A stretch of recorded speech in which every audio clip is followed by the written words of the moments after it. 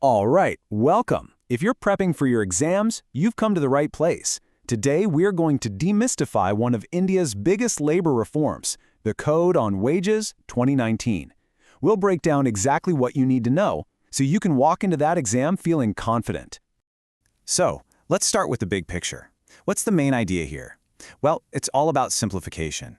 You see, the government took 29 old, kind of complicated, and often overlapping labor laws and boiled them down into just 4 streamlined codes. The key takeaway?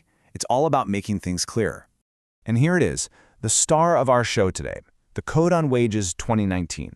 Now, this one's a big deal because it was the very first of those 4 new codes to get the green light from Parliament. It really set the stage for this whole new era of labor law.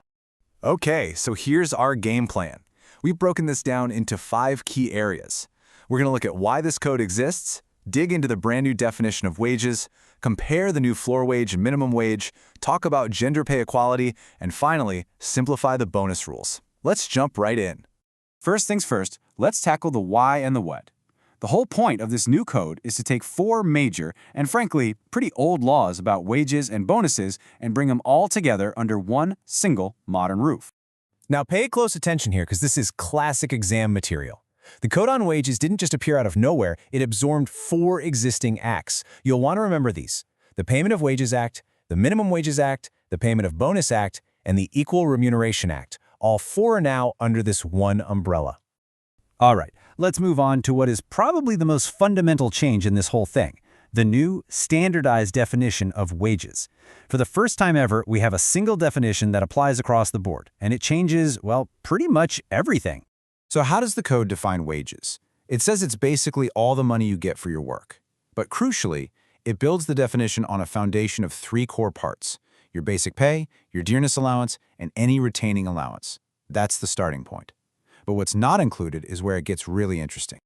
And this brings us to the famous 50% rule. It's a bit of a calculation, but it's super important. So you have things that are excluded, right? Like your bonus, house rental allowance, PF contributions. The rule says that if all those exclusions add up to more than half of your total pay, then the extra amount, the part above 50%, gets added back into your wages. The big takeaway here is that at least 50% of your total pay must be considered wages. And why does that matter? Because things like your Provident Fund contributions are calculated based on your wages. Next up is a really big conceptual shift. The code introduces a whole new 2-tier system for setting the lowest wage an employer can legally pay. It's designed to create a more structured and fair system for everyone. You know, before this system was a bit all over the place, with different states having wildly different minimum wages. But now, we have a clear hierarchy. So, who gets to set the absolute rock-bottom baseline for the entire country? And the answer is the central government. They now set a national floor wage. The best way to think about this is as a national safety net. It's the absolute lowest wage, period. Then, on top of that, state governments can set their own minimum wages, which can vary by skill level or region. But, and this is the most important part, no state can set its minimum wage below that national floor wage. The code also makes a really powerful statement on gender equality, taking the existing rules and making them even stronger and clearer.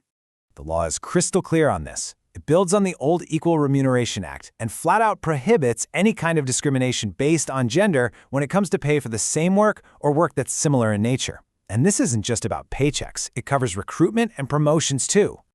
And to make sure there's no confusion, the code tells us exactly what work of a similar nature means.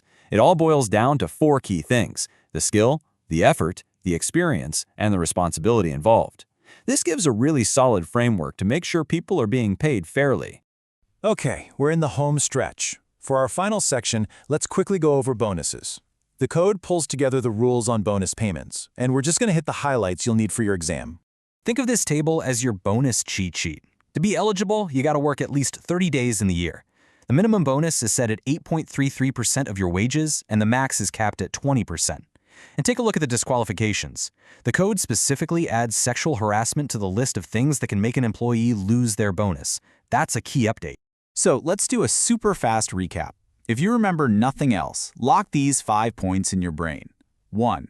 Simplification. One code now replaces 4 old acts. 2.